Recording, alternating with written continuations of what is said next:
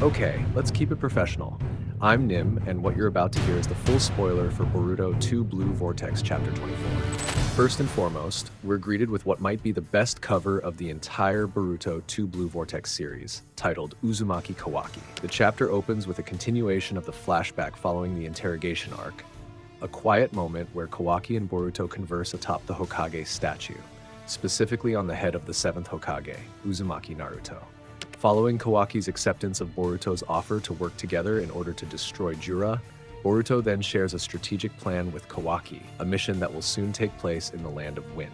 So the first thing Kawaki has to do is ask Amado to remove the limiter first. And after that, Boruto asks Kawaki to help Sarada and the others. Meanwhile, Boruto will move as soon as Kawaki arrives, where that strategy Boruto hopes will trigger Jura's interference. But in actual fact, Kawaki was late and Boruto was forced to prioritize Konohamaru's safety. And therefore, Boruto told Kawaki that he was late. And yeah, even though Boruto thinks that there is hope if Kawaki removes the limiter, but at least Kawaki thinks that the situation is not that simple. Even Kawaki, who previously fought with Jura in the bookstore and got kicked until he fainted, Kawaki felt that Jura was indeed strong and he was a great monster. Even Kawaki was so pessimistic. He concluded that if the shinobi got together to fight Jura, it would probably not be enough to match Jura with such a level. But with Kawaki's statement, Boruto gave a medal in the shape of the Konoha symbol, and Boruto agreed to Kawaki if they could not defeat Jura. But at least one thing that is most realistic, according to Boruto, is not to win, but rather how to survive longer and stay alive when fighting against him. And the only best option is to use Hireishin to retreat or escape, but not for Boruto or Kawaki alone, but all the shinobi who are in the mission. But essentially, the strategy between Kawaki and Boruto at that time was to buy time during their fight against a monster like Jura in order to obtain the Togodama and bring it back to Konoha. That was the true objective, because once again, according to Boruto himself, this would be impossible to accomplish alone. And now, we return to the battlefield. The scene opens with a continuation where Kawaki with his karma prepares to fight with Jura, who has lost one Rinnegan eye and also one leg.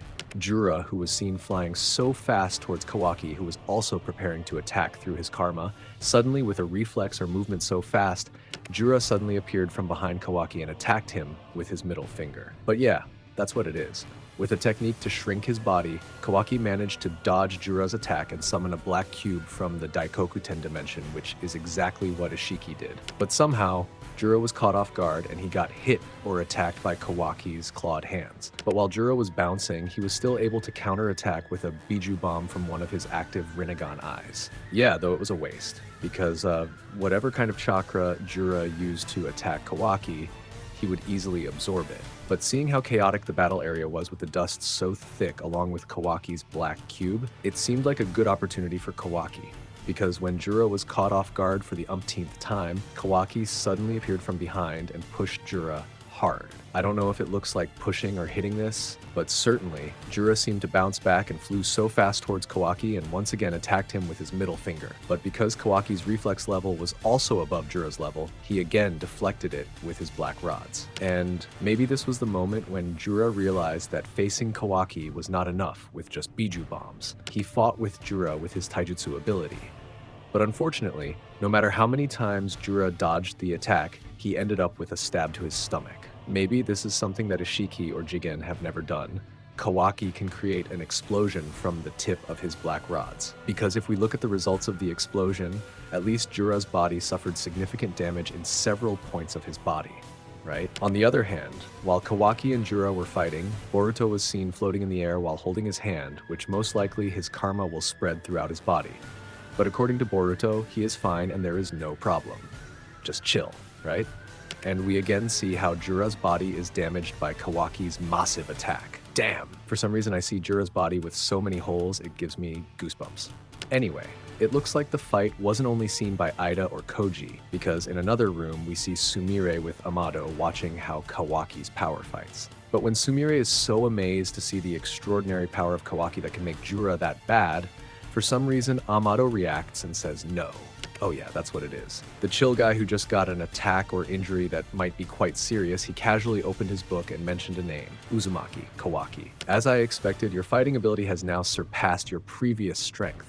I wonder what made you gain strength in such a short time. Not only you, Kawaki, but also with Uzumaki Himawari. I saw her suddenly show a strength in front of my eyes and show strength like a completely different person. And when you think about it, that power seemed to awaken from a sacrifice born out of what could be called love, with Inojin as the trigger.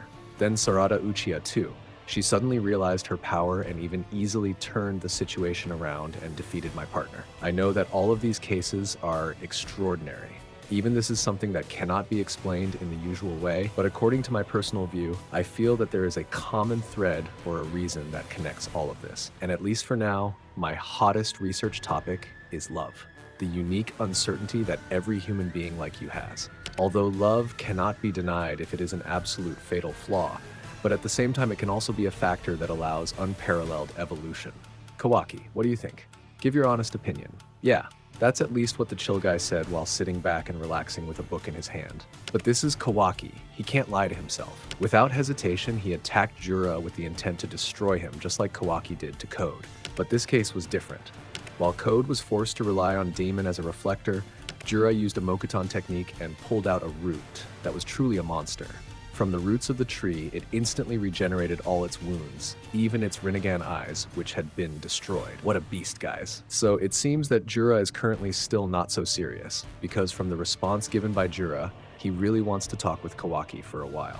In addition, Jura also stated that he never thought that Kawaki would rush to save Boruto, because according to his knowledge, in this world there is only one that Kawaki wants to protect and save, none other than Nanadaime Uzumaki Naruto. Jura also told Kawaki that he had visited Konoha, but honestly, Jura thought Naruto was dead. But now that he looked into Kawaki's eyes, Jura knew for sure that Naruto was still alive. Jura even stated that it was right on target as he thought. Kawaki is easy to guess, and Jura claims that he also sucks at lying. A controversial declaration or statement that is enough to make the situation tense when Jura declares if he intends to devour Uzumaki Naruto. Besides, because Naruto has a relationship with many tailed monsters, Jura believes that love is the core of everything. In other words, if Jura devours Uzumaki Naruto, then Jura will understand him less. Yeah, a reaction that can't be lied to and triggers Kawaki's anger. But when Kawaki wants to continue attacking Jura and continue the fight, Boruto has appeared beside Kawaki with his karma deactivated. Boruto also tells Kawaki that he has currently locked his symbol and is preparing to leave. But before Kawaki and Boruto leave Jura, Kawaki warns him that he doesn't care about love or that kind of nonsense. The instinctual thing about Naruto is true, but remember, someday Kawaki promises that he will kill Jura. Yeah, Chill Guy's reaction is really interesting. He even respects and appreciates Kawaki's honesty, guys. Even Jura also said that he was happy to talk with Kawaki. Jura also hopes if he wants to meet with Kawaki again, but I'm serious, this is a reaction that even OG Naruto never did this to his enemy.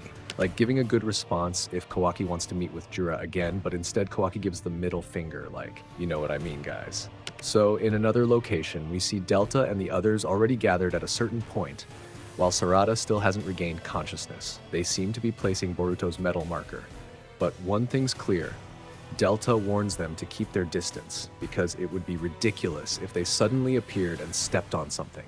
And yeah, exactly what Delta guys predicted. Boruto and Kawaki show up, but with something silly. Kawaki lands his foot right on Konohamaru's face. And so before Boruto takes them all to Konoha using the Hiraishin, Boruto makes sure that Konohamaru has secured the Togedama. While they all go to Konoha, the scene switches to Koji and Ida. After Ida sees the final result, she says that it's quite a relief, but according to Koji, it's something that's not worth praising or anything. Even worst case, what just happened could destroy a better future. It's probably more of a gamble according to Koji, and this is something too dangerous. Boruto survived, of course, that's good, but because of this action, the future changed drastically once again.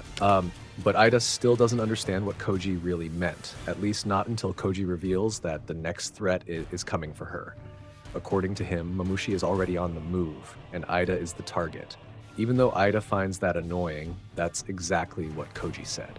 So now we're back in the Shinju dimension. And look at Jura's face, guys. He's smiling like he's trying to say, yeah, I'm Sigma, right?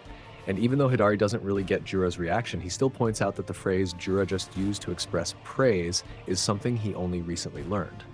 But according to Hidari, what it really means is disgusting. And yep, the chapter ends with Jura giving Hidari a cold, blank stare. Anyway, guys, since chapter 24 is officially dropping on the 17th, I'll be sure to update you as soon as it's out. So, yeah, thanks for watching. Don't forget to like and subscribe. I'm Nim. See you in the next chapter.